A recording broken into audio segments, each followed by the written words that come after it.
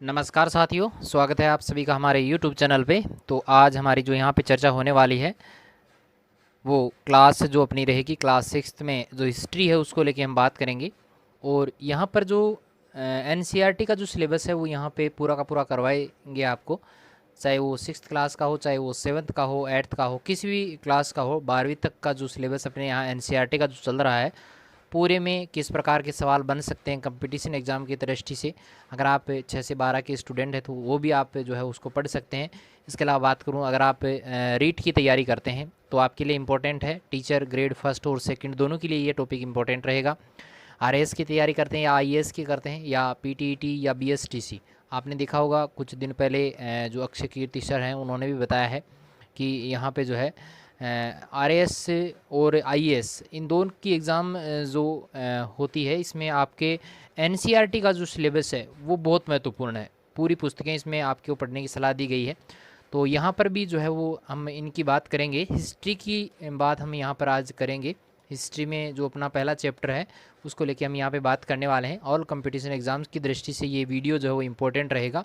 अगर हमारे चैनल पे आप नए हैं तो यहाँ पे इसको सब्सक्राइब ज़रूर कीजिएगा।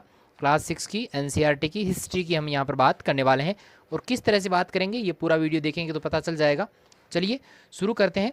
सामान्य परिचय को लेके हम बात करें तो सामान्य परिचय में देखिए, भारत के उत्तर पश्चिम में किताब में जो इम्पोर्टेंट टॉपिक हैं, जो इम्पोर्टेंट बिंदु हैं, उन्हीं को यहाँ पे जो है वो आपको हाईलाइट किया जाएगा, जो सभी एग्ज़ाम की दृष्टि से बहुत महत्वपूर्ण है और आपको एक अच्छी सफलता जो है वो दिला सकते हैं।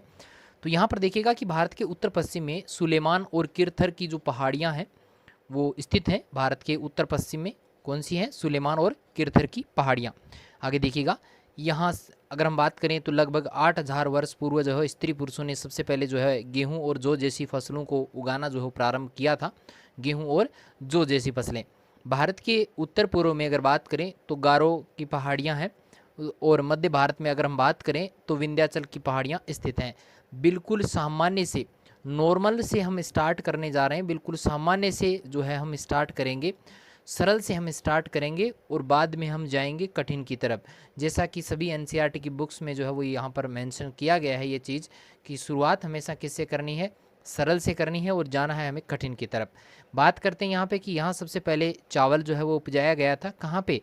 गारो और मध्य भारत की जो विंध्यन पहाड़ियाँ हैं यहाँ पर जो है सबसे पहले किसको उपजाया गया था? चावल को उपजाया गया था। यहाँ पर थोड़ा सा मैप आप देख लीजिएगा। दक्षिणी एशिया जिसमें कौन कौन आ जाते हैं? आधुनिक भारत आ जाता है, पाकिस्तान है, बांग्लादेश है, नेपाल है, भूटान है, श्रीलंका, ये सारे इसमें शामिल है। यहाँ पर देख लीजिएगा ये भारत का मैप है, इधर ये पाकिस्तान वाला इलाका आ जाता है पूरा का पूरा। और यहाँ पर देखिएगा ये ब्रह्मपुत्र, यहाँ पर ये गारो की पहाड़ियों की हमने बात की है। विंध्यन पर्वत जो पहाड़ियाँ हैं वो अपने भारत के बिल्कुल मध्य में स्थित है। इधर थार का मरुस्थल है, इधर अपना हिमालय आ जाता है और इधर देखिएगा पश्चिमी घाट ये रहा, पूर्वी घाट ये रहा।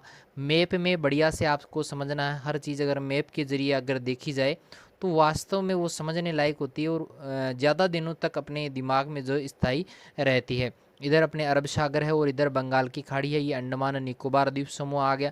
ये थोड़ा सा मैप आप जो है अपने दिमाग में बढ़िया से इसको बिठा लें, ताकि भारत के उपमहाद्वीप से रिलेटेड अगर इतिहास हो, चाहे ज्योग्राफी हो, कोई भी हो, उसमें अगर इससे रिलेटेड बातें हो रही हैं तो ये सारी चीज़ें पढ़नी है। नदियों को लेके भी अगर मैं बात करूँ यहाँ पे तो ये देखिए व्यास नदी है, इधर झेलम, चिनाब, रावी, सतलुज ये है, सिंधु नदी यहाँ पर ये बाद में बनती है। यहाँ पे ये किरथर का पर्वत हमने बात की थी, सुलेमान का ये पर्वत यहाँ पे रहा, काबुल नदी इधर से है। इसके अलावा गंगा नदी है, ये देखिएगा ये गंगा नदी है और यहाँ पर ये इस प्रकार बहती है। और ब्रह्मपुत्र नदी देखिएगा इस तरह से यहाँ पर ये आ जाती है। दिख रहा होगा मेरे ख्याल से, ये पॉइंट थोड़ा सा हल्का है, बाकी दिखने में कोई दिक्कत नहीं करेगा। महानदी जो है वो यहाँ पे पश्चिम बंगाल की तरफ आपको नज़र आ रही होगी, सोन है। और यहाँ पर जो है नर्मदा है, सतपुड़ा ये पर्वत आ गया, सतपुड़ा, ताप्ती नदी यहाँ पे है, गोदावरी नदी है, दक्कन है, कृष्णा नदी है। इन सब की बात अपन आगे करेंगे।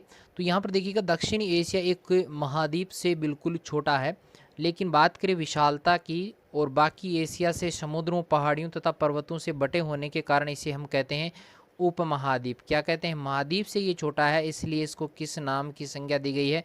उपमहाद्वीप की दी गई है।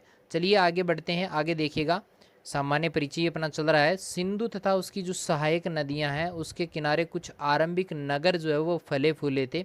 हमने बात की थी अपने यहाँ कश्मीर है, कश्मीर से नीचे हमने इस तरह से बात की थी। तो यहाँ पर जो है जो है अपनी सिंधु नदी जो है बहती है, वो है अपनी 5 जो है रावी, चिनाब, झेलम जो है उनकी सहायक नदियाँ रही हैं सिंधु की, वो हमने अभी देखा था उसको।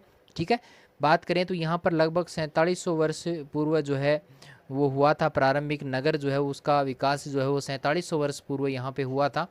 आगे बात करें तो गंगा और उसकी जो सहायक नदियां हैं, हमने बात की थी गंगा की सहायक नदी उनमें से सोन है, यहाँ पे चंबल है, वो उनकी क्या थी, सहायक नदियां थी।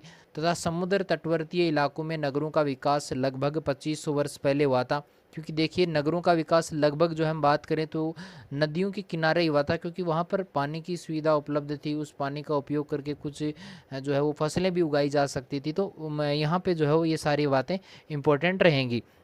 आगे देखें तो यहाँ पे गंगा के दक्षिण में, गंगा के दक्षिण भाग की अगर बात करें तो वहाँ पे उसकी जो सहायक नदियों के आसपास का जो क्षेत्र है वो प्राचीन काल में मगध, वर्तमान में मैं बात करूँ तो बिहार के आसपास का जो इलाका है वो मगध के नाम से जाना जाता था।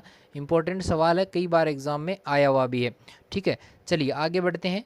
आगे देखिएगा कि देश के नाम की अगर बात करें तो हमारे देश का जो प्राय है बात करें जो नाम है इंडिया है, और भारत के नाम से भी इसे जाना जाता है। इंडिया अंग्रेजी में कहते हैं, भारत हिंदी में हम कह रहे हैं। इंडिया जो शब्द है वो बना है इंडस से। इंडिया शब्द किससे बना है, इंडस से बना है, जिसे जो संस्कृत में जो है वो सिंधु कहा जाता है। इंडस को संस्कृत भाषा में क्या कहा जाता है, सिंधु कहा जाता है। आगे देखिएगा, यहाँ पर मैं बात करूँ तो लगभग 2500 वर्ष पूर्व है उत्तर पश्चिम की ओर से आने वाले ईरानियों और यूनानियों ने जो है सिंधु को क्या कहा था, हिंदोस कहा था, तथा इंडोस भी कहा था। और इस नदी के पूर्व में स्थित जो भूमि थी उसको उन्होंने क्या नाम दिया, इंडिया नाम दिया।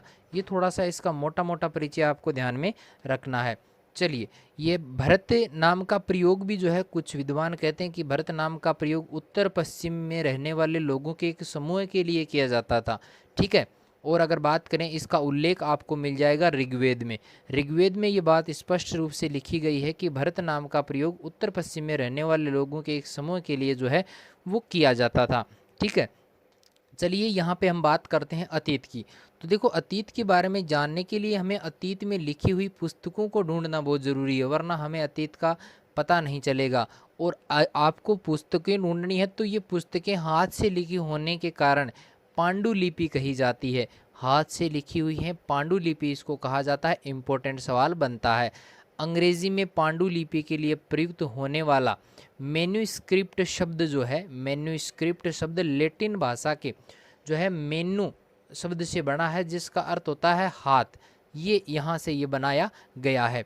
आगे देखें तो ये पांडुलिपियाँ देखो प्राय जो है वो ताड़ पत्थर होते हैं।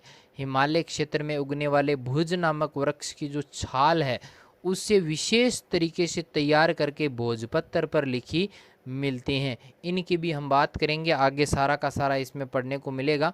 एक होता है अभिलेख। देखो, ऐसे लेख जो पत्थर अथवा धातु जैसी अपेक्षाकृत कठोर सतहों पर उत्कीर्ण किए जाते हैं उनको हम कहते हैं अभिलेख। क्या कहते हैं भाई, अभिलेख कहते हैं। अब देखिएगा, इतिहास और उनकी तिथियों का यहाँ पे थोड़ा सा विवरण दिया गया है। अंग्रेजी में देखो आपको एक शब्द मिलेगा बीसी, हिंदी में इसको कहते हैं ईसा पूर्व। बीसी का मतलब यहाँ पे क्या है, ईसा पूर्व है। ठीक है, का तात्पर्य बिफोर क्राइस्ट। बीसी का मतलब बिफोर और सी का मतलब होता है क्राइस्ट, यानी ईसा पूर्व होता है। कभी कभी तुम जो है वो तिथियों से पहले देखो एडी भी पढ़ते होंगे। एडी का मतलब होता है ए डी, यानी हिंदी में इसको लिखा जाता है ई के, यहाँ ई का सिंबल लिखा जाता है। इसको हम कहेंगे एनो डोमिनी, यानी एनो डोमिनी नामक दो लैटिन शब्दों से ये बना है, जिसका तात्पर्य होता है ईसा मसीह के जन्म के वर्ष से। एडी का मतलब होता है ईसा मसीह के जन्म के वर्ष से। कभी कभी देखा होगा एडी की जगह सीई तथा बीसी की जगह बीसीई का प्रयोग होता है। तो सीई जो होता है अक्षरों का प्रयोग कॉमन एरा तथा बीसीई का होता है बिफोर कॉमन एरा के लिए होता है। हम इन शब्दों का प्रयोग इसलिए करते हैं क्योंकि विश्व के अधिकांश देशों में अब इस कैलेंडर का प्रयोग सामान्य हो गया है। देखा होगा जिस कैलेंडर का हम प्रयोग करते हैं वो है यहाँ पे।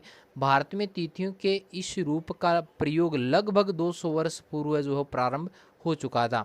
कभी कभी अंग्रेजी के बीपी अक्षरों का प्रयोग भी होता है। तो बीपी का मतलब होता है बिफोर प्रेजेंट यानी वर्तमान से पहले, उसको कहेंगे बीपी। बीपी वाला वो नहीं है, ब्लड प्रेशर वाला नहीं है ना, वर्तमान से पहले वाला है। ठीक है, तो वीडियो आपको कैसा लगा है कमेंट करके ज़रूर बताइएगा। ऐसे ही वीडियो, ये आज की थोड़ा सा छोटा वीडियो इसलिए है क्योंकि अपना पाठ ही ये छोटा सा है। हर दिन आपको एक नया पाठ मिलेगा, उसमें कुछ नया सीखने को मिलेगा। यहाँ पर थोड़ी सी मोटा मोटी बात की है, ज़्यादा से ज़्यादा मैं बात करूँ एक जनरल सामान्य ज्ञान के तौर पे हमने यहाँ पे बात की है। कल हम जो है इससे बड़ा वीडियो लेके आएंगे, इन्फॉर्मेशन भी उसमें ज़्यादा होगी और आप लोगों के लिए वो काफ़ी इम्पोर्टेंट भी रहेगा। अगर आप हमारे चैनल पे नए हैं तो सब्सक्राइब ज़रूर कीजिएगा, क्योंकि यहाँ पर हम आपको जो है जीके की तैयारी बढ़िया से करवाएंगे। एनसीईआरटी का पूरा जो सिलेबस है वो यहाँ पे हम करवाने वाले हैं। तो मिलते हैं नए वीडियो के साथ में, तब तक के लिए थैंक यू।